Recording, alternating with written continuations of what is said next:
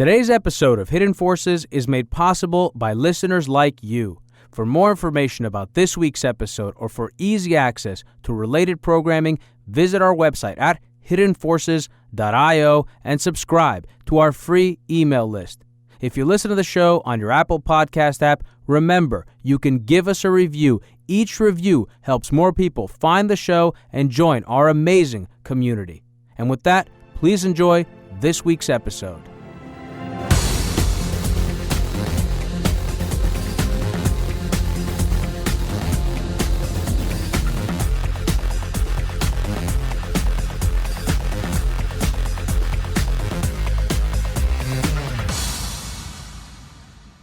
Ho-Fung Hung, welcome to Hidden Forces.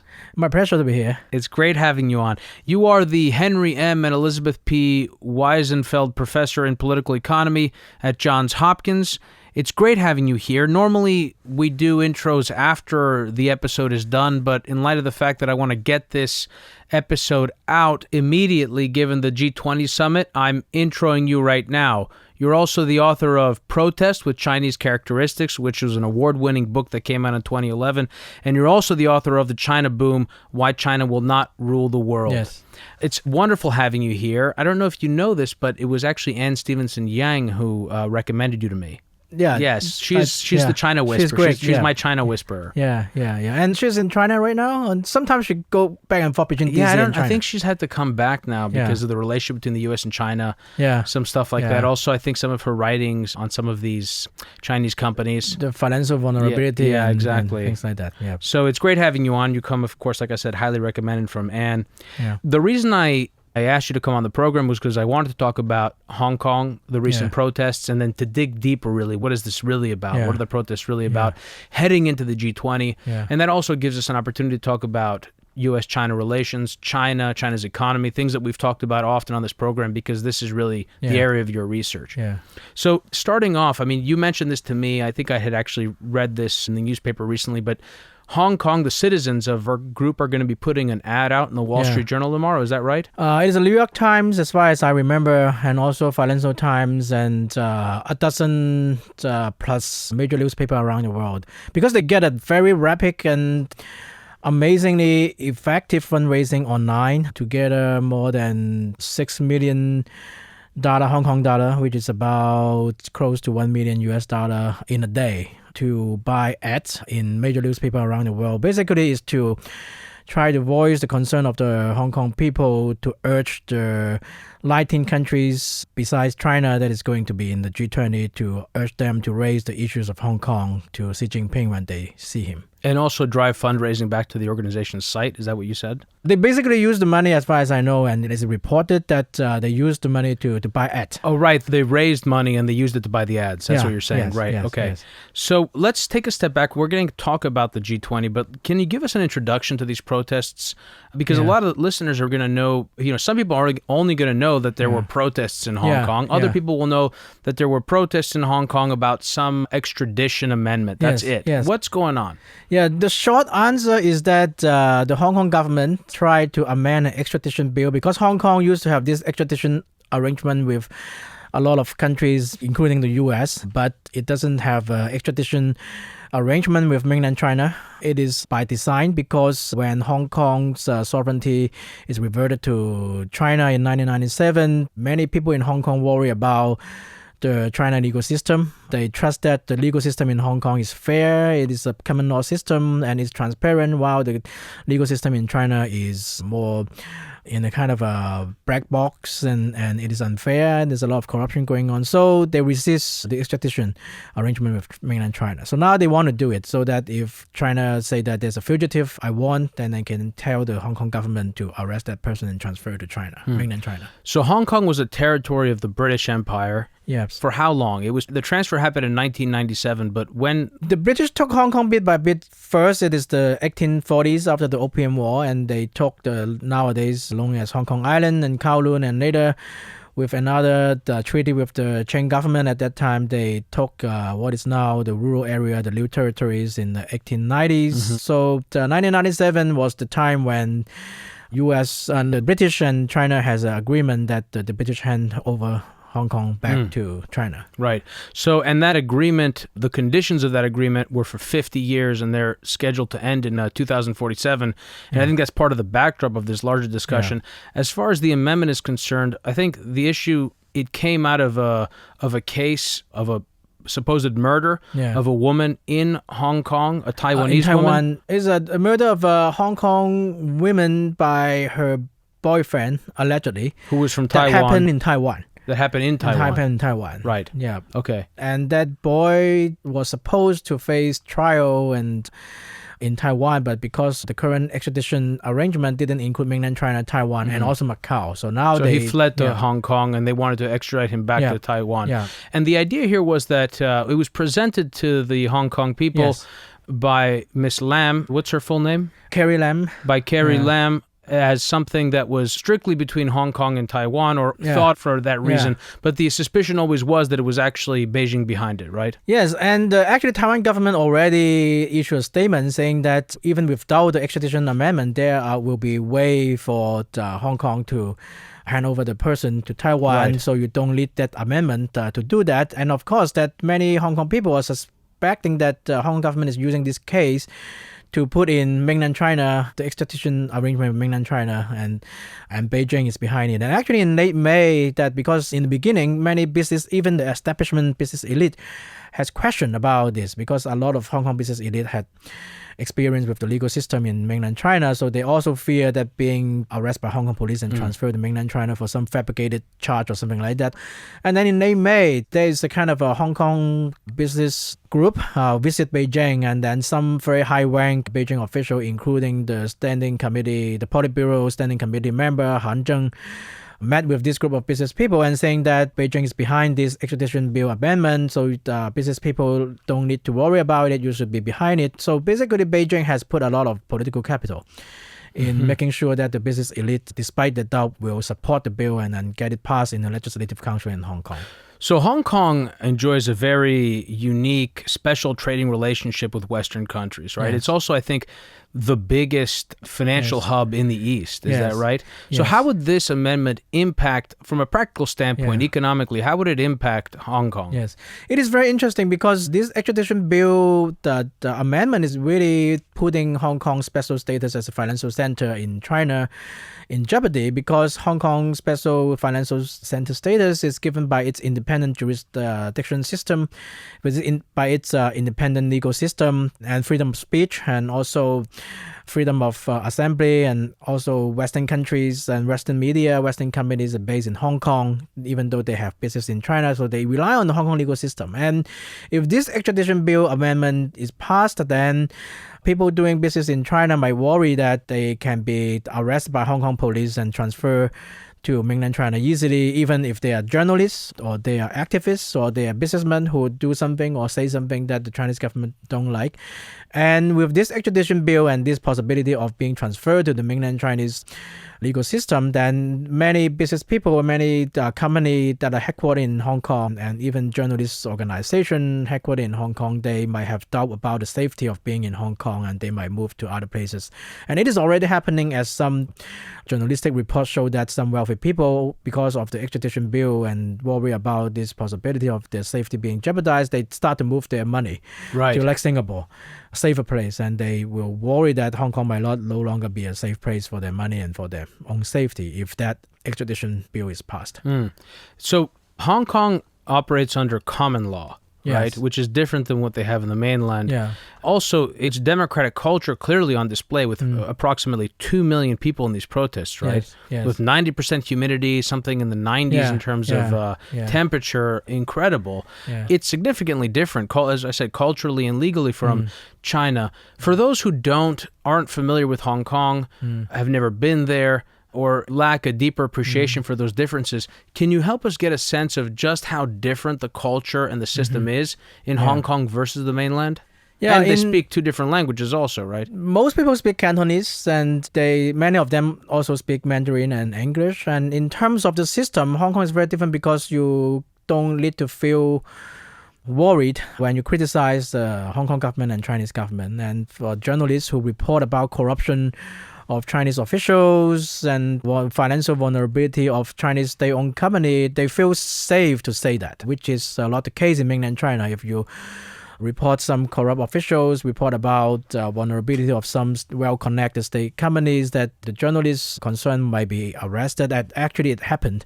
And if you have a financial dispute with some powerful people behind, in mainland China, you can be arrested because the court system is very murky, I would say, and it's run by the Communist Party. So it is not the case in Hong Kong. So right now, until now, that Hong Kong people still feel they are protected by a relatively fair legal system and a relatively free media. And this goes back to the point now, it's been 20 years since the handoff. Yeah. They've got another 30. These anxieties were expressed, I think, as early in terms of protests, as early as 2003, right? Over Basic Law Article 23. Yeah. So this is an ongoing anxiety among the people in Hong Kong. What is the general expectation by the people there? Do they feel, has the hope always been that as they get closer, they'll be able to renegotiate it? Yeah. Whereas the leadership in China has always felt that they're simply going to be reintegrated, and there is a misalignment of objectives and perception? Yeah, and is that right? Yes, that is true. That over the last few years, we see a lot of cases that Beijing tried to tighten its control of Hong Kong. For example, the very famous or infamous case of disappearing bookseller, that they publish books that talk about scandals of Chinese leaders, then they publish in Hong Kong and they disappear. Was that in 2009? When was it? Happened in... There's a number of cases that it happened in the last few years, and it's raised by the U.S. State Department and the international community. And also, there's a wealthy Chinese tycoon by the name of Xiao Jianhua. He is regarded as a fugitive from mainland China, but he's in Hong Kong. And then there's a cross-border kidnapping by China public security personnel to kidnap him in the hotel, and then he showed up in the Chinese official TV, and also the same happened to this bookseller. They succeeded in kidnapping. But it is illegal because in current law in Hong Kong, there's no way that the Chinese law enforcement personnel can do their duty in Hong Kong because of the one country, two system. So they have been doing it, and illegally, and it raised eyebrow and it raised international community's concern.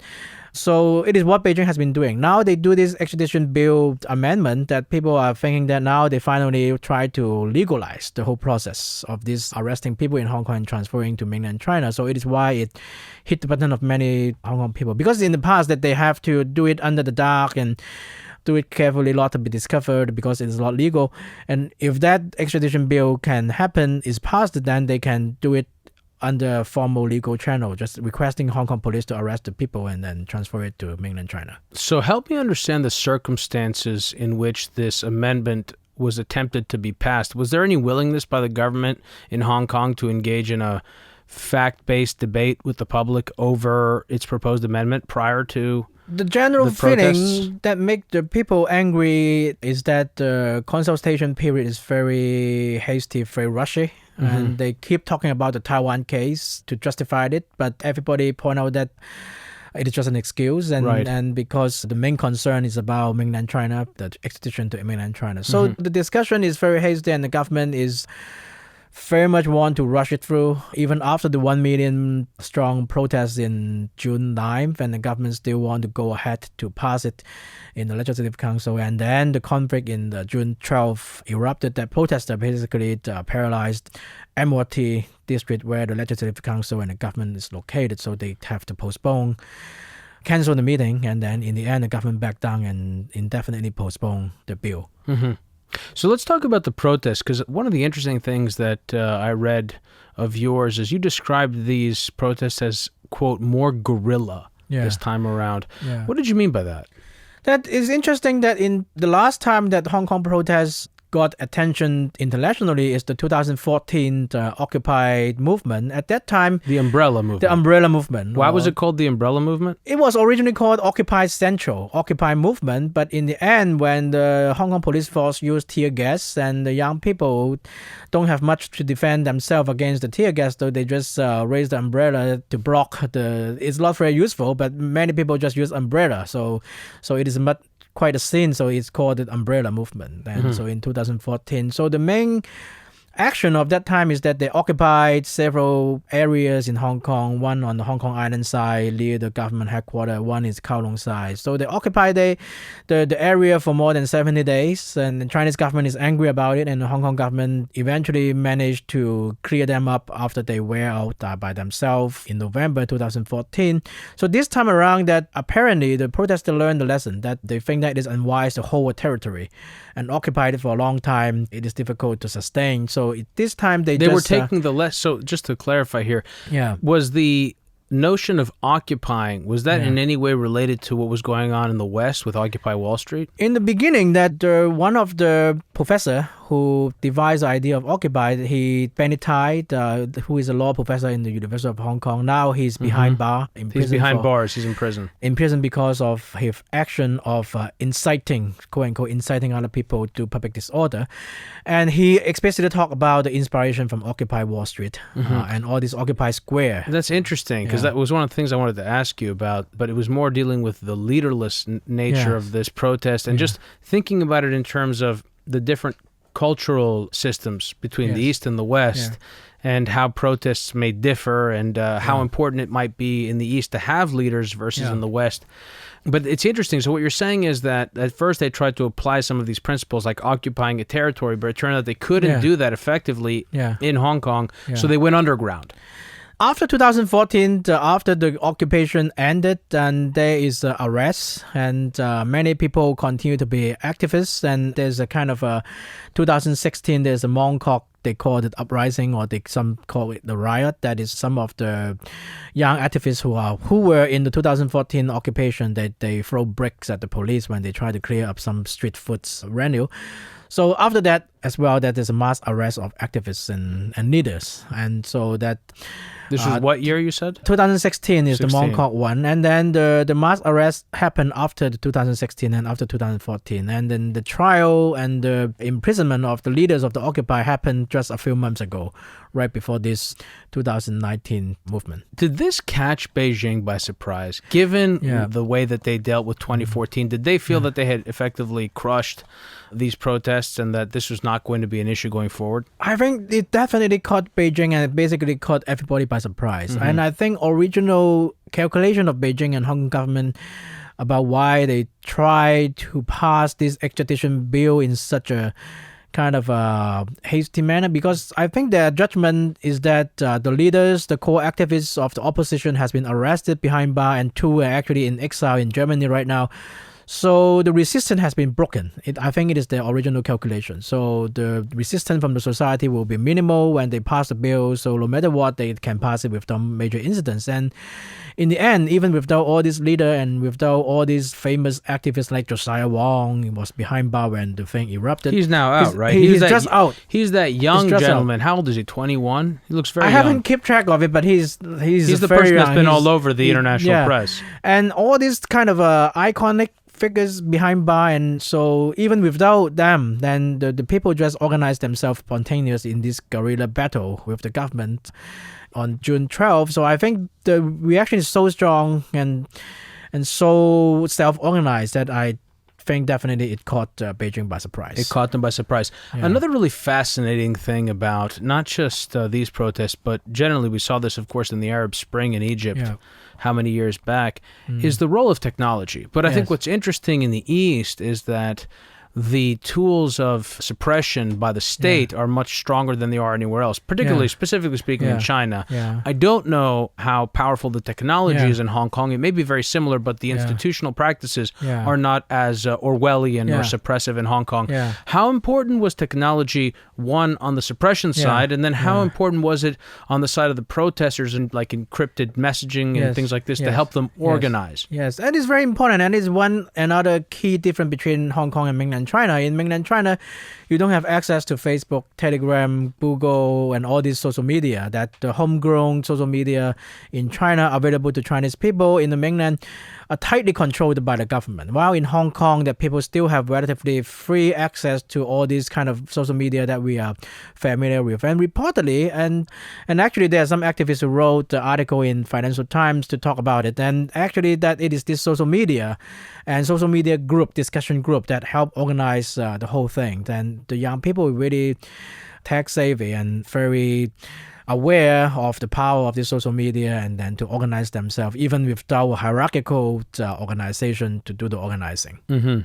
So Carrie Lam is the fourth chief executive that may end up not serving out a second term in Hong Kong. That's 4 for 4, right? 0 for 4. Yeah, and it is just a speculation, but I think it is the right best speculation that she might have lost the trust of Beijing, that when her term is up, and she might not have a second term, depending on the remaining 2-3 years, whether she make but none of the prior chief executives served full terms, right? Or terms. Donald Zhang has a second term, but his first term is a kind of... But he ended up in jail, didn't he end up in jail? He ended up in jail right after that. So basically, what kind of commentary is this on the adequacy of these institutions in Hong Kong? Yeah, it is the irony that the Hong Kong chief executive, as people find out that the salary is much higher than a U.S. president, the salary of a U.S. president of many world leader.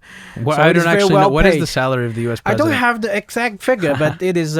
widely reported that they have the second highest salary behind Singapore Prime Minister, the Singapore leader. And so they're high salary, but the problem is that they always cannot serve the second term and don't end up well because they always use as a scapegoat for failed policy of Beijing. So that whenever there's a policy like the Article 23 in 2003, obviously this Beijing... What was that about? What was that about? Because the Article 23 is an article in the Basic Law of Hong Kong saying that the Hong Kong government need to legislate against action that is a threat to Chinese national security. So anything deemed subversive to Chinese national interests can be indictable and things like that. So in 2003, they tried to legislate. They got ambitious. They had like 6 years. 6 years after the transfer, they got pretty ambitious. Yeah, and it led to a huge protest and also international outcry. And then the government shelved it. And it is a failure of Beijing in pushing it. And then Dong Chihua became the scapegoat, of course, and then he could not finish his term. So the same happened for this time around. That Carrie Lam, it is basically this Beijing miscalculation and Beijing failure for this back down on this extradition bill, but it is going to be Carrie Lam who will take all the hit. And then if she cannot finish the current term or she cannot have a second term, then it means that it's happened again, that Beijing make her a scapegoat of the failure of Beijing to introducing this legislation. So what are the other big issues besides this amendment that have people worried? Because this has been the thing that the press has focused on, the international press. But of course, we know the international English-speaking press captures only a fraction of reality in foreign countries. The Hong Kong people are worrying about a lot of stuff that beside this extradition bill, Hong Kong people have been worrying about this slow tightening of the screw on Hong Kong liberty and freedom that Hong Kong used to enjoy.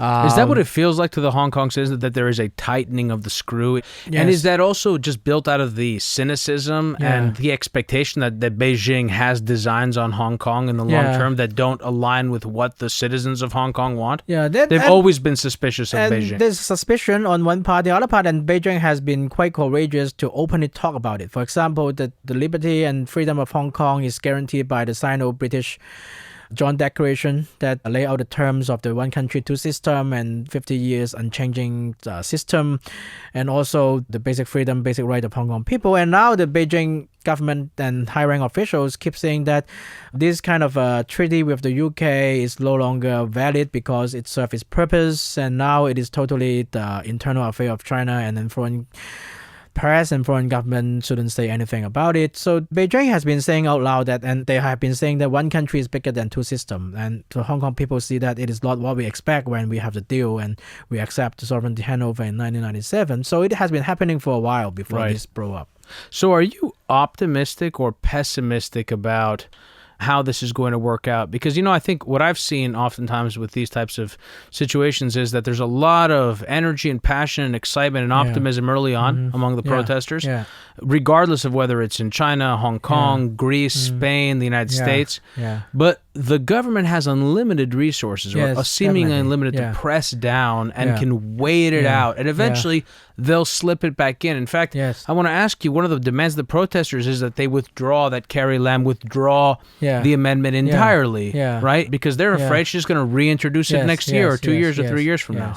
Then I have been pessimistic now I'm generally still pessimistic, but become a bit more optimistic now, because before this protest, everybody, including myself, many people, not everybody, expect that the resistance of Hong Kong to this tightening of the screw on Hong Kong has been broken, and the civil society is paralyzed in this resistance. But now that this resistance came up out from nowhere, so it seems that the civil society in Hong Kong is much more resilient than we thought. And also in this time the debate it come to the forefront is that there's some huge constraint on what Beijing can do in cracking down on Hong Kong. That is the Hong Kong special trading status as recognized by the US and the international community.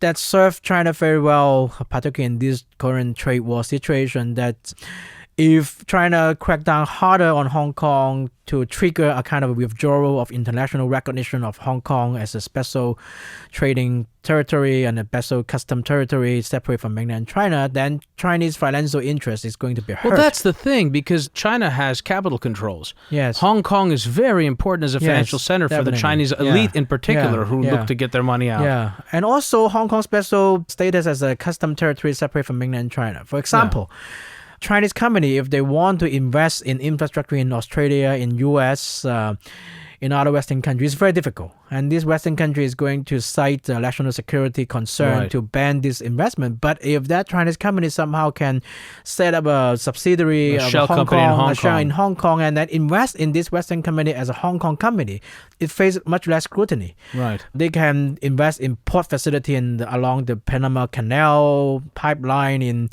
Australia and port facility in the US. So it has been the status quo that Chinese companies using Hong Kong identity to do it. And also Chinese wealthy people, they will move their money to Hong Kong first and then move the money out as a part of the capital flight going on. And at the same time, there's a lot of high-tech products and equipment that is deemed sensitive and can be used for military purpose.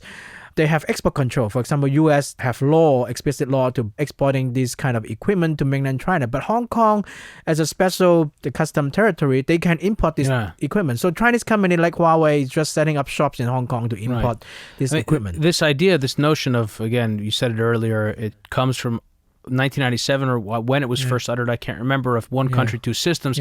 This system in Hong Kong benefits China. It benefits it tremendously because of how closed and controlled China's system is. Hong Kong is more open, and that allows them to do business internationally in ways that they would otherwise not be able to. While still maintaining their capital controls, while still maintaining XYZ relations. So it's why it put a constraint on China, that if China, like for example, crack down on Hong Kong, harder send in the People's Liberation Army to shoot the people, for example, or they no longer allow Facebook, Instagram, and all these social media to operate freely in Hong Kong, it will trigger backlash in Western countries. You're saying that, so I'm not familiar with the legal relationship. Under the current agreement, is Beijing able to send the People's Liberation Army into Hong Kong? They cannot. So if they would break the agreement, I mean, that would be... the agreement. And how would the international community understand what that would mean? Because again, it's one country, two systems. It's not exactly a break of sovereignty. Hong Kong is part of China. But it's a separate system. So how would we think about that? How would the international community react? In the case of U.S., there's explicit law called the U.S. Hong Kong Policy Act.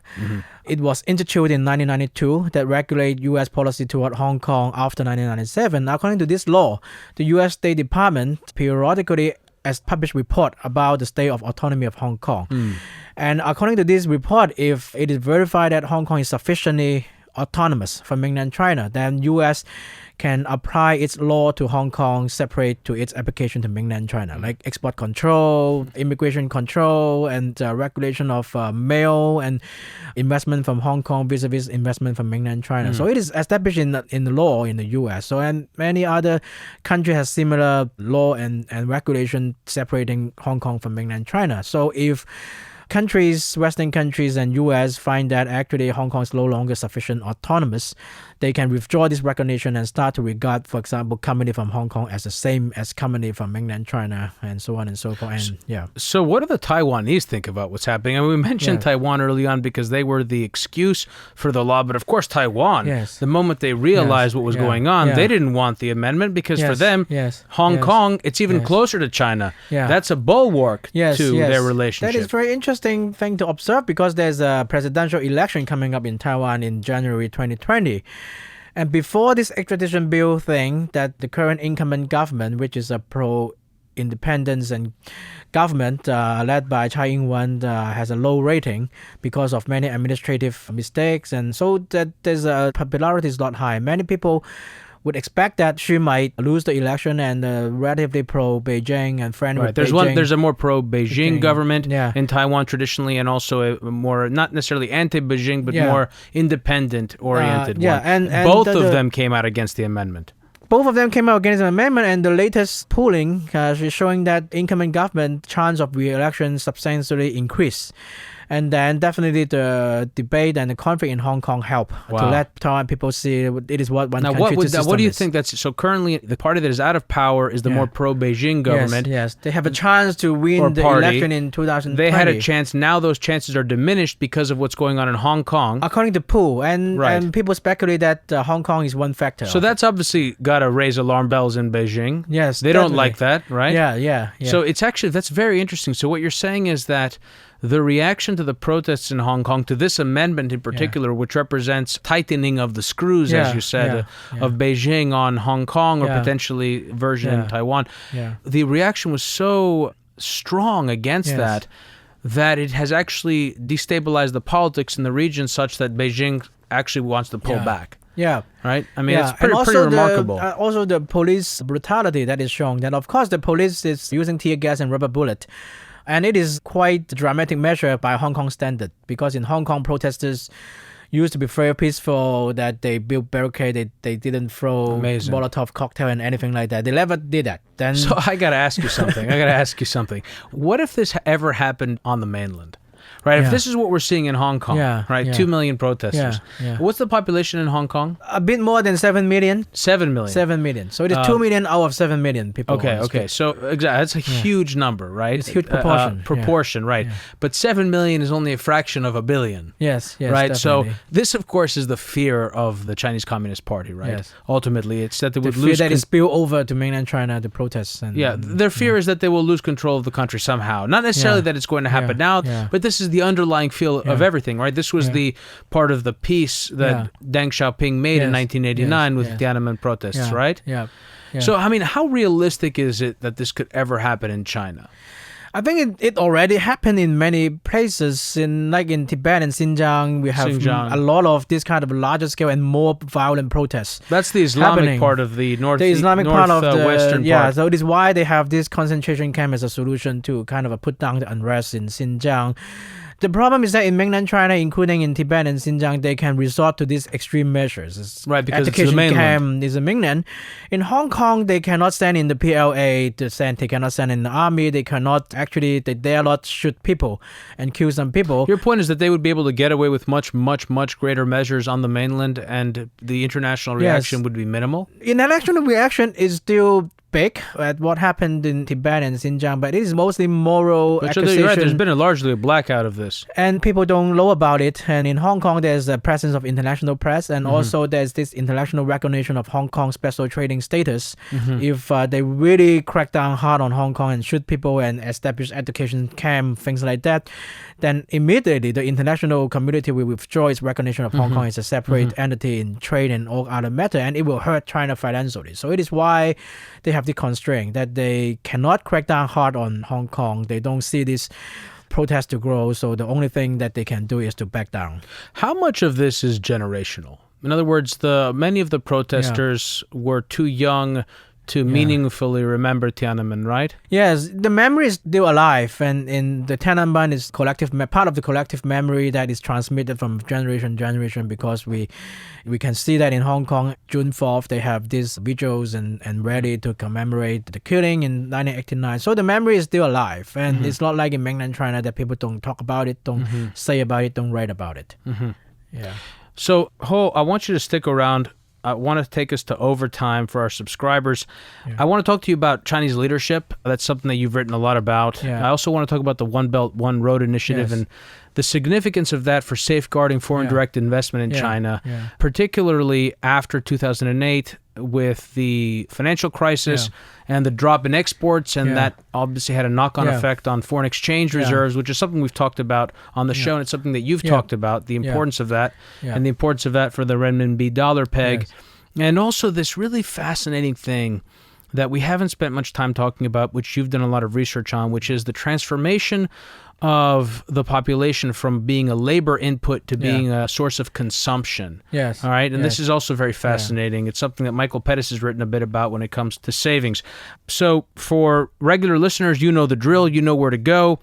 If you're new to the program, or if you haven't subscribed yet to the Hidden Forces Overtime or Autodidact Super Nerd subscriptions, you can do so at patreon.com/hidden forces, where you can get access to the overtime audio to this episode, as well as the transcript, which will probably take a few days extra to come through because it's going to take some time to get it transcribed, since we're going to be releasing this right away, and the rundown is going to be available immediately. So again, patreon.com/hidden forces, and you can also learn how to integrate the Patreon subscription straight into the Hidden Forces website at hiddenforces.io/subscribe, where you can get access to over 70 rundowns and close to 90 transcripts from the beginning of the show. Ho, thank you so much for coming on, and stick around. Thanks.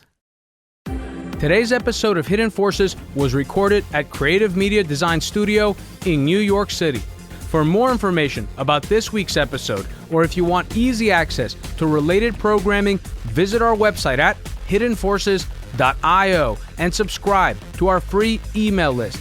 If you want access to overtime segments, episode transcripts, and show rundowns full of links and detailed information related to each and every episode, check out our premium subscription, available through the Hidden Forces website or through our Patreon page at patreon.com/hidden forces. Today's episode was produced by me and edited by Stylianos Nicolaou. For more episodes, you can check out our website at hiddenforces.io. Join the conversation at Facebook, Twitter, and Instagram at Hidden Forces Pod, or send me an email at dk@hiddenforces.io. As always, thanks for listening. We'll see you next week.